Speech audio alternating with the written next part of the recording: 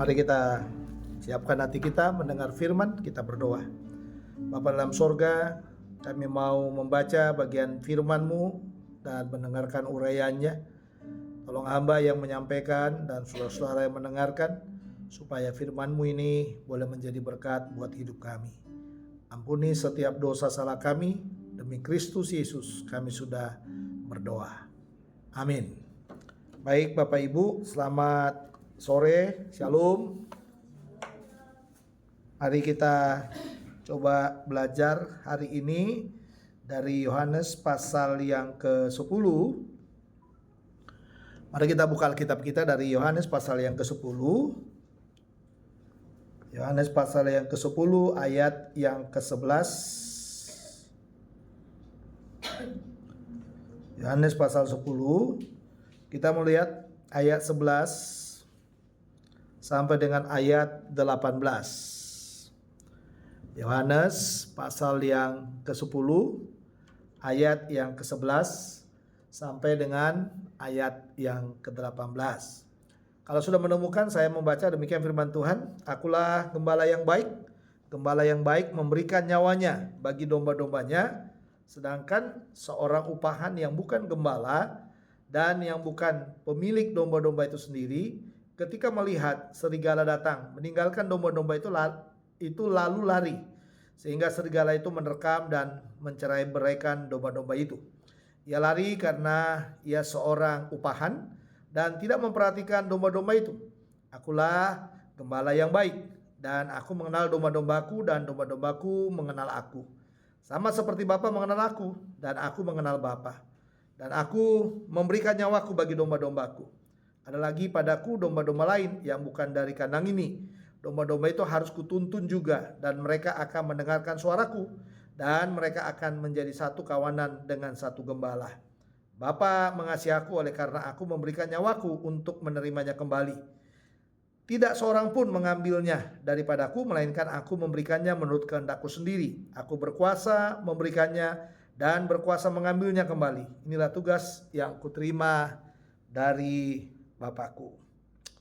Bapak Ibu, saudara-saudara yang Tuhan Yesus kasihi, tema kita hari ini adalah Sang Gembala memelihara, menyembuhkan, dan memulihkan. Sekali lagi, Sang Gembala memelihara, menyembuhkan, dan memulihkan. Ada 3 indikatornya ya. Jadi memelihara, menyembuhkan, dan juga yang ketiga adalah memulihkan. Nah, kita harus menyadari bahwa relasi ya kita atau relasi kita orang percaya dengan Tuhan sering dilukiskan itu seperti relasi gembala dan domba. Jadi ini harus kita ingat ya, seperti relasi gembala dan domba. Lukisan ini dipakai ya di dalam Perjanjian Lama dan juga di dalam Perjanjian Baru. Nah, memang kita harus pahami bahwa semua sejarah Alkitab, kejadian-kejadian dalam Alkitab itu mengikuti tradisi yang ada di Timur Tengah pada masa itu. Nah, kalau Bapak Ibu membaca teks kita, secara khusus Yohanes pasal yang ke-10, itu bicara tentang Yesus adalah gembala yang baik. Makanya di dalam teks yang kita baca tadi, dalam ayat 11 sampai 18, ada 2 kali Tuhan menggunakan kata yang disebut dengan akulah gembala yang baik. Nah, ini perlu kita ingat ya, akulah gembala yang baik. Nah, tadi kalau saudara perhatikan pembacaan itu menjelaskan bahwa ketika Yesus mengatakan akulah gembala yang baik, berarti ada sesuatu gembala yang tidak baik. Nah, jadi kalau Tuhan katakan aku adalah gembala yang baik, berarti ada gembala-gembala yang tidak baik. Nah, kata gembala sebenarnya dari kata Yunani, yaitu kata poimen, ya, poimen. Kalau arti literalnya, arti realnya, ya memang gembala yang nyata itu, gembala dengan domba-domba yang real ya. Nah, tetapi kata poimen ini juga bisa digunakan dalam bentuk simbol. Nanti yang mengarah kepada gembala juga yang merujuk kepada Tuhan Yesus, dan domba-dombanya adalah kita orang percaya yang nanti disebut dengan gereja. Ya, jadi Kita ini adalah gembala-gembala domba-domba daripada Kristus, dan kita adalah bagian daripada Yesus Kristus. Jadi Yesus Kristus itu adalah gembala kita. Nanti Petrus itu ya, Petrus mengatakan dalam 1 Petrus pasal yang kelima itu tentang gembala juga. Yesus itu disebut sebagai gembala yang agung. Ya, Yesus itu disebut sebagai gembala yang agung. Nah, tapi ada juga bagian yang ketiga. Kata poimen atau gembala itu bisa merujuk dengan makna figuratif. Ya, dengan makna figuratif itu merujuk kepada para gembala yang sekarang. Jadi saya dengan saudara, saya gembala ya, dan saudara-saudara adalah juga disebut dengan domba-domba. Jadi makna figuratif ya, makna figuratif yang mungkin ditarik dari simbol yang menunjukkan tadi kepada makna literalnya. Jadi makna gembala dan domba dalam makna literalnya. Nah, tapi kita harus bisa memahami bahwa lukisan-lukisan ini atau bagian-bagian ini sebenarnya secara khusus yang berkaitan dengan makna-makna simbol dan makna figuratif itu banyak sekali di dalam Alkitab. Contohnya Daud, dia adalah gembala dan dia punya domba-domba. Jadi secara literal dalam bahasa Yunani mungkin dia juga adalah poimen, ya poimen seperti itu. Nah, tetapi di dalam makna simbol atau figuratif dia sering kali mengatakan bahwa Tuhan adalah gembalaku yang baik. Ya, Tuhan adalah gembalaku, takkan kekurangan aku. Nah, ini dalam Mazmurnya ya, Daud pernah mengatakan seperti itu. Dalam arti sekalipun Daud itu adalah gembala, tapi dia masih merasakan bahwa Yahweh itu adalah gembala melebihi dia. Makanya dia katakan takkan kekurangan aku. Dia menjaga domba-dombanya dengan baik, ya. Dia menjaga domba-dombanya dengan baik, tetapi dia juga merasakan bagaimana tangannya Tuhan itu jauh lebih baik menggembalakan dia di dalam setiap kehidupannya. Nah, jadi ketika dikatakan akulah gembala, ya, akulah gembala yang baik, ini punya makna bahwa gembala di sini menunjuk kepada Yesus Kristus itu sendiri, dan kalau ini kita gunakan dalam gereja, Yesus itu adalah gembala kita dan kita adalah domba-dombanya. Nah, memang dia menggunakan kata kerja statif ya, yang dipakai dengan makna egoemi. Lalu dalam Injil Yohanes itu sebenarnya ada 7 kali itu diulang-ulang kata akulah gembala yang baik, akulah terang dunia, akulah jalan kebenaran dan hidup, akulah pokok anggur yang benar, akulah kebangkitan dan hidup, dan lain sebagainya. Ada 7 ya, ada 7 kali digunakan makna itu. Nah, makna itu sebenarnya merujuk kepada tingkat kualitas sebenarnya. Ketika Yesus mengatakan dia adalah gembala yang baik, berarti kualitasnya Yesus itu sebagai gembala itu melebihi semuanya. Melebihi semuanya. Jadi tidak ada gembala yang bisa sama dengan Yesus. Ya, jadi artinya keberadaannya itu nggak bisa ditandingi oleh siapapun. Lalu bukan hanya itu saja, Yesus itu sebagai gembala tidak ada bandingnya. Jadi Daud pun tidak ada bandingnya dengan dia. Saya pun tidak ada bandingnya dengan dia. Siapapun yang mengaku gembala, ya, yang mengaku gembala dalam dunia ini tidak ada bandingnya. Karena Yesus katakan, akulah gembala yang baik. Dengan kata kerja statif itu maknanya menjelaskan bahwa kualitasnya sebagai gembala itu melebihi segalanya. Makanya Yesus menggunakan kata baik di situ. Kata baik bukan dari agathos, tapi dari kalos. Ya, jadi bukan dari agathos, tapi dari kalos. Ya, kalos lawannya adalah kakos. Kakos itu artinya jahat.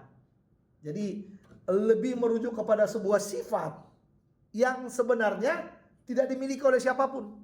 Nah, makanya nanti yang menandingi atau yang mencoba mau jadi baik dan pura-pura baik itu adalah gembala upahan itu. Ya, gembalaan upahan itu yang dikatakan Yesus dalam bagian ini, gembala upahan itu. Nah, jadi kualitas dari Yesus, keberadaan dari Yesus sebagai gembala yang baik itu adalah sesuatu yang luar biasa buat kita. Sesuatu yang luar biasa buat kita semuanya. Jadi dia bukan gembala yang jahat, tapi Yesus katakan dia adalah gembala yang baik. Oke, sang gembala memelihara, menyembuhkan dan memulihkan. Bagaimana caranya? Ketika kita mengatakan bahwa Yesus atau Tuhan itu adalah gembala yang memelihara kita. Dalam ayat 11 sampai 13 dijelaskan bahwa kalau dia memelihara, itu berarti dia memberikan nyawanya. Nah, ini paling bagus nih. Dia memelihara dengan cara memberikan nyawanya. Yesus itu memberikan nyawanya untuk jaminan hidup kekal dan juga untuk hidup yang sekarang. Jadi dia kasih nyawanya supaya kita punya jaminan di masa yang akan datang, di kekekalan. Tapi juga dia berikan hidupnya, dia berikan nyawanya supaya kita juga dapat jaminan di hidup yang sekarang. Makanya Bapak Ibu, kalau kita khawatir, kita ketakutan, kadang-kadang orang bilang percaya Yesus saja. Nah, itu dia. Kalau kita kekurangan, kadang-kadang orang berkata percaya Yesus saja. Kenapa seperti itu? Karena dia memelihara kita. Dia buktikan pemeliharaannya itu lewat apa? Dia memberikan nyawanya. Wah, ini penting ini. Dia memberikan nyawanya. Artinya gini, kita harus bisa diyakinkan nyawanya yang paling berharga saja dia berikan buat kita. Apalagi kebutuhan demi kebutuhan kita yang sifatnya sementara. Makanya sebagai gembala agung, dia pernah mengajar di bukit. Dia yang mempertegas kepada kita bahwa kamu gak boleh khawatir dengan apapun. Ya kan? Karena apa? Karena memang benar. Kalau dia yang memelihara kita, berarti dia tahu tentang kita. Dia mengerti tentang kita. Dia memahami tentang kita. Nah, makanya dikatakan di sana, memberikan nyawanya untuk memelihara domba-dombanya. Tetapi dalam ayat 12-13 itu dibandingkan dengan siapa? Dengan gembala upahan itu. Kalau gembala upahan dikatakan dia nggak mau memberikan nyawanya. Sehingga ketika datang serigala, justru dikatakan domba-domba itu akan kocar-kacir. Wah, ini dia. Tapi kalau Yesus nggak seperti itu. Dia memberikan nyawanya. Dia mempertaruhkan nyawanya. Tapi gembala upahan, dia akan lari. Dia tidak mau bertanggung jawab dengan domba-domba itu. Jadi serigala katanya. Ketika serigala itu datang, itu mengerikan. Dan dia akan meninggalkannya. Nah, kalau ini kita menggunakan lukisan ini, serigala itu kan banyak ya. Serigala yang kalau ini serigalanya menjadi simbol atau makna figuratif yang kita tarik dari dalamnya, kemungkinan besar serigala-serigala itu dengan berbagai macam caranya akan mengkocar-kacirkan kita. Ya, kalau saudara akan ketemu di gereja dengan gembala-gembala upahan, biasanya dia tidak bertanggung jawab dengan hidupmu. Dia tidak mau menjagamu, tidak mau memeliharamu dengan baik. Padahal Yesus itu berkata dia adalah gembala yang baik. Dia memelihara kita. Nah, serigala itu banyak. Ya, serigala itu banyak. Serigala itu kalau kita melihat lukisan dari Rasul Paulus ketika dia sampai di Efesus itu, serigala-serigala itu siapa? Para pengajar sesat. Orang-orang yang akan menyesatkan jemaat. Orang-orang yang membawa jemaat, wah nggak benar. Makanya kadang-kadang kan banyak orang menyesatkan kita ya. Kadang-kadang orang bilang udahlah ngapain pergi gereja, di rumah aja dengar YouTube kan sama aja, ibadah aja sendiri katanya. Ya, tadi ada bapak berkata kepada saya, waduh dia besarkan anaknya, dia kuliahkan, pengen ini pengen itu, oh dia bisa semuanya. Tapi justru sekarang anaknya nggak bikin apa-apa lagi, udah mencapai semuanya, tapi nggak kerja, nggak melakukan apapun saudara. Nah lihat di situ, karena apa? Saya sangat yakin sekali, ketika orang yakin akan pemeliharaan Tuhan dalam hidupnya, seharusnya dia harus hidup bergantung kepada Tuhan. Ya, jadi domba itu harus bergantung kepada gembalanya, karena gembalanya ya benar-benar memberikan keamanan dan juga kenyamanan kepada kita. Jadi kalau kita yakin bahwa sang gembala itu atau Yesus itu memelihara kita, berarti kita harus yakin bahwa keamanan kita, kenyamanan kita, dia yang menentukan bagi kita. Makanya jangan pernah khawatir ya Bapak Ibu akan hidup ini. Jangan pernah meninggalkan Yesus gara-gara apa? Gara-gara persoalan makan minum. Ya, jangan pernah meninggalkan Yesus gara-gara persoalan keperluan-keperluan kita yang Ya sebenarnya kita kepingin mencari, padahal sebenarnya Tuhan itu tidak menginginkan itu untuk kita. Makanya saya pernah membuat satu rekaman di TikTok itu. Saya kasih judulnya jangan menginginkan apa yang Tuhan tidak inginkan untuk kamu. Ya, kita ini kadang-kadang terlalu banyak menginginkan sesuatu, tapi yang kita inginkan itu belum tentu Tuhan mau buat kita. Kita mungkin mau berlian tuh, tapi apakah Tuhan menginginkan berlian itu? Kita mau emas, apakah Tuhan menginginkan emas itu buat kita? Ya, kita mau rumah yang gede, tapi belum tentu Tuhan menginginkan rumah itu buat kita. Sekalipun dengan dalih yang kita bilang, saya kan gak punya rumah, saya kan perlu rumah, saya perlu tempat berteduh. Lah Tuhan bilang, kan gak perlu rumah yang seperti yang kau pikirkan itu. Cara Tuhan memberikan kepada kita itu ya luar biasa. Karena Tuhan itu memelihara kita, Tuhan itu menjaga kita. Ya, menjaga kita, keluar masuk kita sepenuhnya Dia pelihara. Jadi Dia itu yang paling tahu, Tuhan itu yang paling tahu mana yang paling tepat buat kita. Makanya di TikTok itu saya bilang, jangan menginginkan apa yang Tuhan tidak inginkan buat kamu. Kita ini kadang-kadang terlalu banyak sekali memaksakan kehendak kita kepada Tuhan. Padahal sebenarnya Tuhan tuh gak mau itu. Tuhan tuh gak suka dengan itu sebenarnya. Tuhan tuh tahu kalau itu dikasih sama kita, maka kita akan menjauh dari Tuhan. Ya gak? Tiba-tiba kita berdoa, Tuhan kasihlah saya mobil.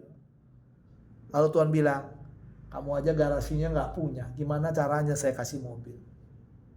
Ya kan? Kalau seperti kita yang tinggal di tempat ini, di daerah ini, ya kan? Di mana kita mau parkir? Gak ada tempat parkirnya. Tuhan bilang kamu akan selalu was-was nanti dengan harta itu, dan kamu tidak akan nyaman, kata Tuhan. Makanya ya Tuhan siapkan bagi kita hal-hal yang luar biasa tuh. Mau pergi kemana ya di mana-mana kan ada kendaraan tuh. Gak susah di Jakarta, gak susah kendaraan. Nikmat kok naik kendaraan. Kita tidak akan perlu berlelah-lelah. Paling 10 menit udah nyampe, udah jemput kita dengan baik. Ya kan? Gak perlu mikirin parkir. Gak perlu memikirkan hal-hal yang istilahnya menyita perhatian kita, menyita waktu kita, yang kadang-kadang mungkin jam-jam doa kita, jam-jam bersekutu kita dengan Dia, kita pakai hanya untuk memikirkan hal-hal itu. Jadi jangan pernah menginginkan apa yang Tuhan tidak inginkan buat kita. Karena kalau Dia inginkan buat kita, Dia pasti kasih buat kita. Amin.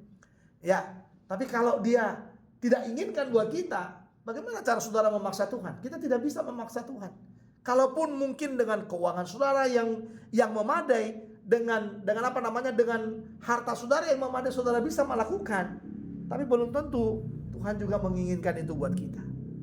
Ini indikator yang pertama dari sang gembala tadi, bahwa Dia adalah Tuhan yang memelihara kita. Nah, mari kita lihat indikator yang kedua dari sang gembala itu. Dikatakan bahwa Tuhan itu menyembuhkan kita, atau gembala itu, atau Tuhan Yesus itu menyembuhkan kita. Dalam ayat 14-15 artinya begini, Ia menyembuhkan karena Ia mengenal dombanya, dan dombanya juga mengenal Dia.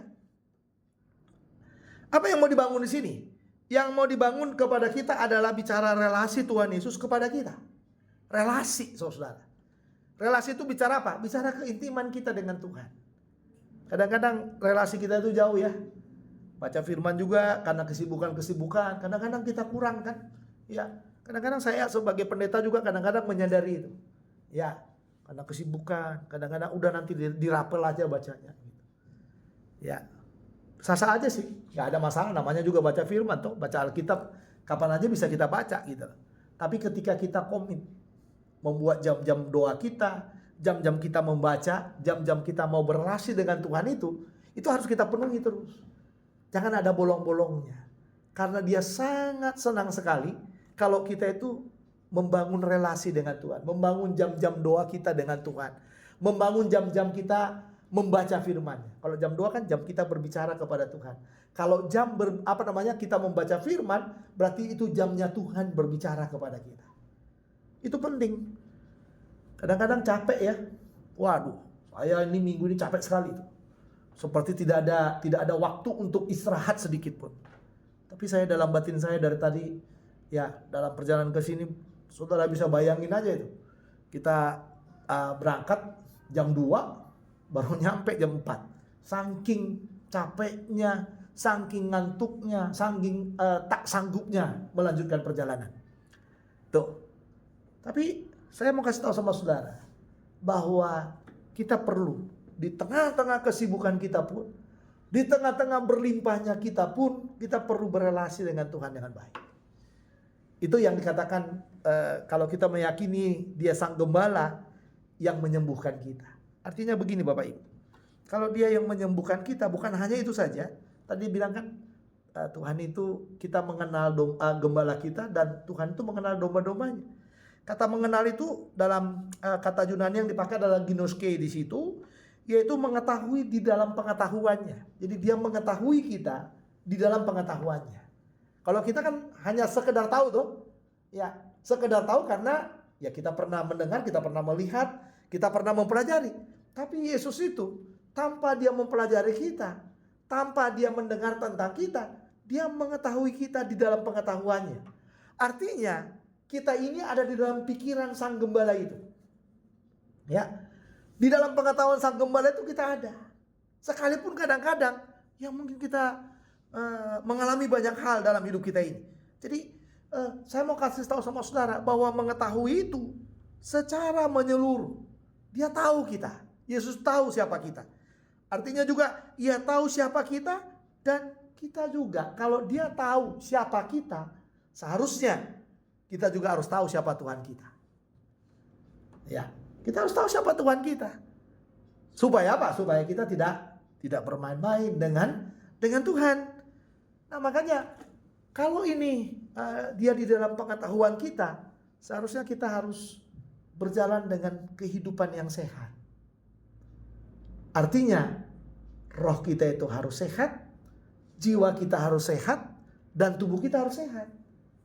Pakai contoh, kalau saudara suka gini, hehehe, ketawa, hehehe, gitu. Berarti yang sakit apa? Yang sakit jiwanya. Kalau saudara tiba-tiba nangis, nggak ada masalah, saudara nangis. Berarti yang sakit apa? Jiwanya. Kalau kita kan kadang-kadang ya kita seperti sedih, padahal nggak ada masalah. Kita bisa sedih, kita seperti kecewa dalam perjalanan hidup kita. Pikiran-pikiran kita mengambang kemana-mana. Nah itu kita bermasalah di roh kita itu.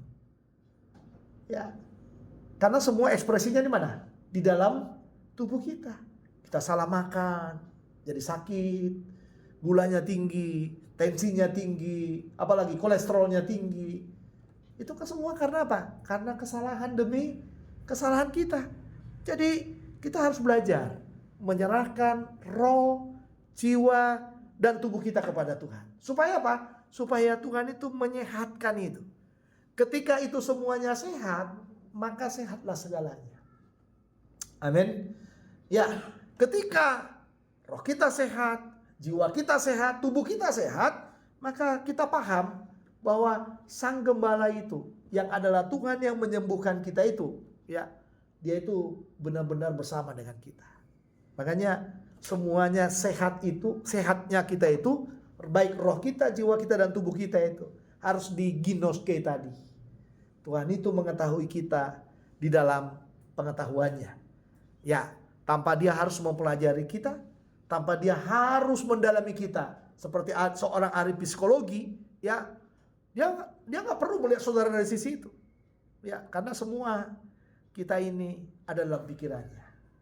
Ada lagu yang bilang ya, ku di tanganmu. Di apa lagi? Ayo nyanyi sama-sama. Ayo sama-sama lagunya. Yuk 3 ya. Kita nyanyi lagunya. Di tangan. Yuk terus. Tuh, kita di tangan Tuhan, kita di hati Tuhan. Terus lanjut. Di pikiranmu, terus di sanamu. Apalagi? Tuh, nggak pernah kita sendiri. Lanjut. Berarti Dia memegang kita. Nyanyi terus. Ku tuh di hati kita kesayangannya. Terus tuh di pikiranmu, di pikirannya.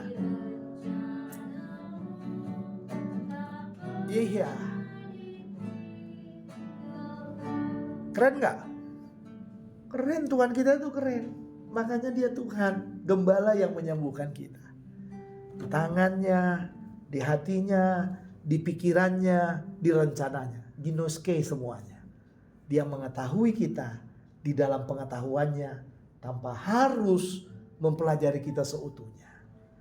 Saya gembala, saya terbatas. Saya kan hanya melihat wajah Bapak Ibu aja. Tapi saya kan gak tahu tentang Bapak Ibu. Apakah tadi datang dari rumah sakit, dari rumah sedang sakit, dari rumah sedang kecewa, dari rumah dengan pergumulan-pergumulan, saya nggak tahu. Tapi kalau gembala kita Yesus Kristus itu yang menyembuhkan kita itu, dia tahu semua.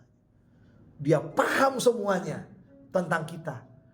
Yang ada di pikiran kita ini, yang ada di roh kita, di jiwa kita, di tubuh kita. Wah, dia paham banget. Dia mengerti banget tentang kita. Nah, itu dia. Itu sesuatu yang bagi saya keren. Saya selalu suka dengan bahasa. Kalau sekarang khotbah saya bilang, dari firman itu adalah sesuatu yang keren, sesuatu yang mantap, sesuatu yang bisa mempengaruhi kita secara luar biasa. Tuh. Jadi sayang ya Bapak Ibu ya, kalau kita jadi orang Kristen, kita terlalu banyak membicarakan hal-hal yang tidak perlu.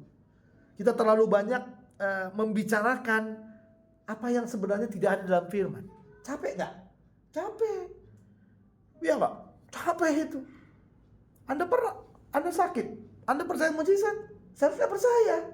Jangan pergi juga membicarakan, oh ada orang pintar di sana, ada orang yang bisa kayak gini di sana, gitu kan? Repot tuh.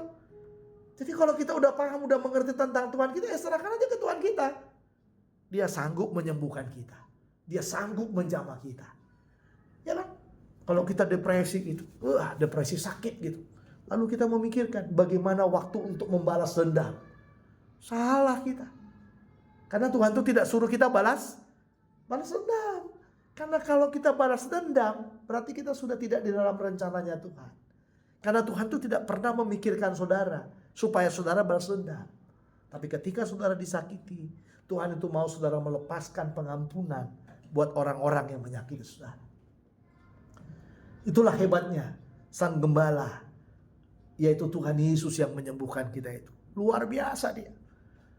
Wah, kalau saya mengikuti perjalanan hidup ini saudara, pasti banyak kecewanya itu banyak. Sakitnya itu banyak. Bukan hanya rohnya sakit, rohnya sakit, jiwanya sakit, semuanya akan sakit tuh. Kenapa? Kita kan harus menanggung semuanya. Tapi ketika kita belajar, saya belajar dari Yesus yang adalah Sang Gembala itu. Wah, saya nggak mau sakit. Yesus kan disakiti juga tuh. Waduh, sakit. Mengajar baik-baik dicurigai. Ya kan? Melayani baik-baik dicurigai. Menyembuhkan di hari Sabat diprotes dengan luar biasa. Wah, itu Yesus itu. Ngalami seperti itu. Tapi karena dia adalah Sang Gembala yang sudah memberi teladan kepada kita, itulah yang menguatkan kita, mengokohkan kita. Mantap. Ya, menyenangkan itu Bapak Ibu. Itu sesuatu yang membangkitkan roh kita itu. Ketika kita paham siapa Tuhan kita. Dia adalah Gembala atau Tuhan yang menyembuhkan kita. Yang terakhir, indikator yang terakhir adalah dikatakan dia adalah Gembala, ya, Sang Gembala yang memulihkan. Artinya Yesus itu adalah Tuhan yang memulihkan kita. Artinya apa? Ia memulihkan bukan hanya kita saja, tetapi siapa saja yang mau dipulihkan olehnya. Nah, coba perhatikan Alkitab saudara itu di dalam ayat yang ke-16 tadi. Ini menarik ini Bapak Ibu, coba lihat ayat 16 itu. Ada lagi padaku domba-domba lain. Tuh. Jadi ada domba-domba yang sesungguhnya itu siapa? Ya orang-orang Israel itu, orang-orang Yahudi itu. Itu domba-domba yang sebenarnya yang ingin ketika Yesus datang, untuk mereka itu Yesus datang. Untuk mereka itu Yesus akan mati. Sebenarnya. Tapi luar biasanya Tuhan berbicara di sini ada lagi padaku domba-domba lain yang bukan dari kandang ini. Ya, yang bukan dari kandang ini. Domba-domba itu harus kutuntun juga, dan mereka akan mendengar suaraku. Ini. Dan mereka akan mendengar suaraku, dan mereka akan menjadi satu kawanan dengan siapa? Dengan satu gembala. Nah, makanya sekarang ini kan Paulus kan bilang ya, dalam teologinya dibilang tidak ada lagi orang Yahudi, tidak ada lagi orang Yunani, tidak ada lagi orang barbar, tidak ada lagi orang Skit. Semuanya satu di dalam Tuhan. Satu di dalam Tuhan. Nah, ini sesuatu yang penting Bapak Ibu. Karena kadang-kadang kita itu membuat pengkotak-kotakan. Kita tidak perlu dalam hidup ini membuat pengkotak-kotakan. Karena kita tahu bahwa sang gembala itu ya adalah gembala yang apa artinya, yang tadi dikatakan di sana, yang memulihkan. Jadi ada lagi domba-domba yang tidak berasal dari kandang ini. Artinya apa? Bahwa Tuhan itu pun memulihkan orang-orang yang lain. Orang-orang berdosa yang datang kepada Dia. Orang-orang yang mengakui bahwa Yesus itu adalah Tuhan dan Juru Selamat pribadi. Wah, itu Tuhan itu memulihkan orang-orang yang seperti itu. Dan kita harus paham itu Bapak Ibu. Ya, nah ini yang dibilang bahwa dalam ayat 17 itu Tuhan itu memberikan nyawanya juga buat mereka. Tadi yang pertama dikatakan Tuhan itu memberikan nyawanya kepada orang-orang pilihannya, tapi juga Tuhan itu memberikan nyawanya untuk domba yang tidak berasal dari kandang itu. Artinya apa? Artinya sederhana sebenarnya. Ya, artinya sederhana. Relasi Tuhan Yesus dengan Bapa itulah yang membuat ya Tuhan itu begitu memperhatikan orang-orang berdosa. Orang-orang yang tidak percaya kepadanya. Orang-orang yang menjadi pilihannya Tuhan. Yang sebenarnya Tuhan itu juga mau memelihara orang-orang itu. Mau menyelamatkan orang-orang itu. Jadi coba lagi kita baca ayat 17-18 itu ya. Coba lihat ayat 17-18 dalam Yohanes 10 itu. Dikatakan di sana bagaimana? Bapa mengasihi aku oleh karena aku memberikan nyawaku untuk menerimanya kembali. Dia memberikan nyawanya untuk siapa? Untuk domba-domba tadi yang tidak berasal dari kandang yang sesungguhnya. Wah, luar biasa itu. Lalu ayat 18, tidak seorang pun mengambilnya daripadaku, melainkan aku memberikannya menurut kehendakku sendiri. Jadi kita ini kan bukan Yahudi, kita ini kan bukan Israel ya Bapak Ibu ya. Ya, kita ini Yesus itu mati buat kita. Wah, itu anugerah yang cukup besar menurut saya. Sang gembala itu memberikan nyawanya untuk kita. Wah, itu luar biasa menurut saya. Jadi mari kita belajar di dalam bagian ini. Di dalam ayat 18 bagian terakhir itu dikatakan, aku berkuasa memberikannya dan berkuasa mengambilnya kembali. Inilah tugas yang kuterima dari Bapakku. Menarik ya Bapak Ibu ya. Jadi ini yang disebut di dalam nas kita, dalam teks kita, di bagian yang indikator yang ketiga tadi. Ya, bahwa Tuhan itu adalah sang gembala yang memulihkan kita. Jadi semua keadaan kita dipulihkan sama Dia. Ya, kalau kita orang berdosa ya Dia pulihkan. Ya, kalau kita sudah berjalan dalam kebenaran, terus Dia pulihkan. Nanti mungkin inilah yang dikatakan nanti ketika Dia katakan akulah pokok anggur yang benar, ranting yang ada padaku yang sudah berbuah dibersihkannya. Ya, ranting yang berbuah diapain? Dibersihkannya. Kenapa dibersihkan? Supaya lebih banyak berbuah. Ya kan? Kamu memang sudah bersih. Tapi Tuhan bilang apa? Tinggallah di dalam aku dan aku di dalam kamu. Ini patron yang luar biasa. Itulah bukti bahwa Tuhan itu mau terus-menerus apa? Memulihkan kita. Tuhan itu gak mau kita hanya berkata, berjalan di dalam kebenaran. Tuhan itu tidak mau kita berkata, saya sudah melakukan ini, berbuat ini untuk Tuhan.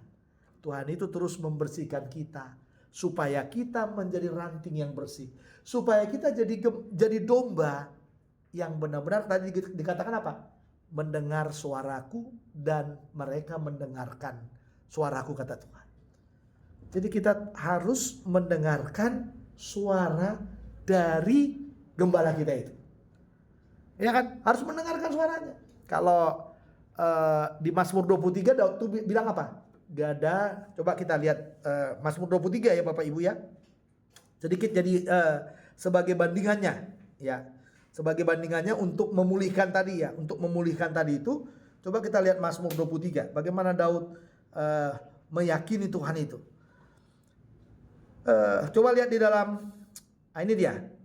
Kalau dia mau memulihkan itu dikatakan, sekalipun aku berjalan dalam lembah kekelaman, aku tidak takut bahaya sebab engkau besertaku. Nah ini dia, gadamu dan tongkatmu itulah yang menghibur aku.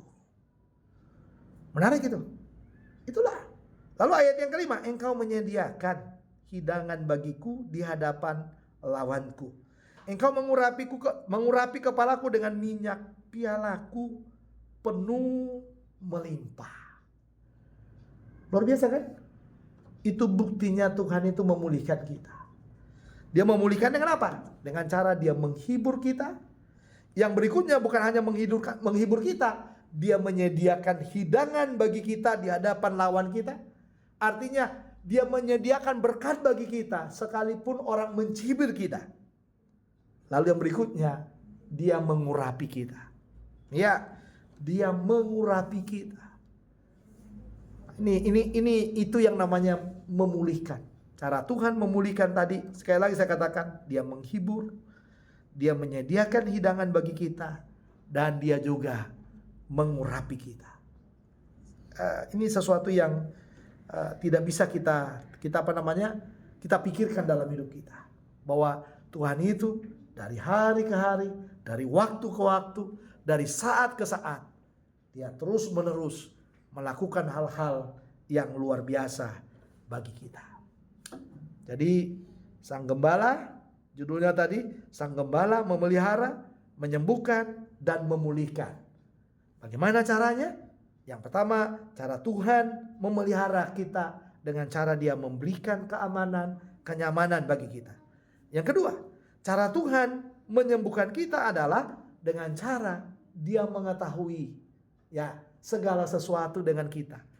Dia mengetahui kita di dalam pengetahuannya.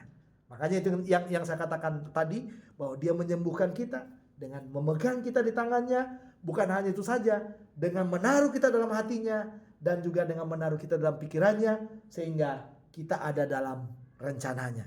Lalu yang bagian yang ketiga, Tuhan itu gembala yang memulihkan kita. Bagaimana caranya memulihkan?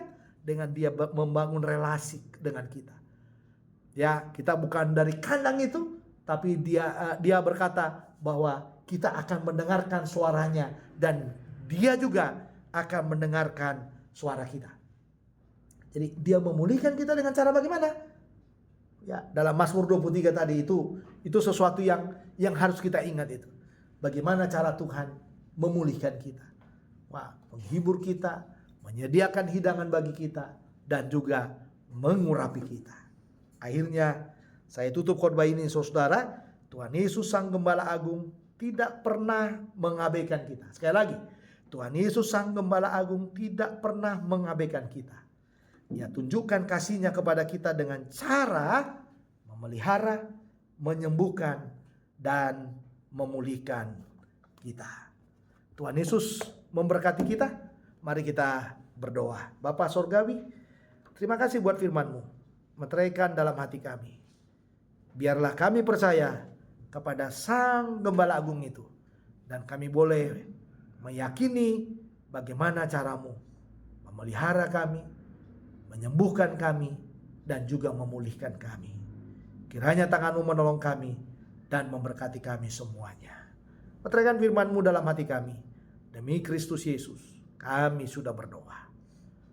Amin.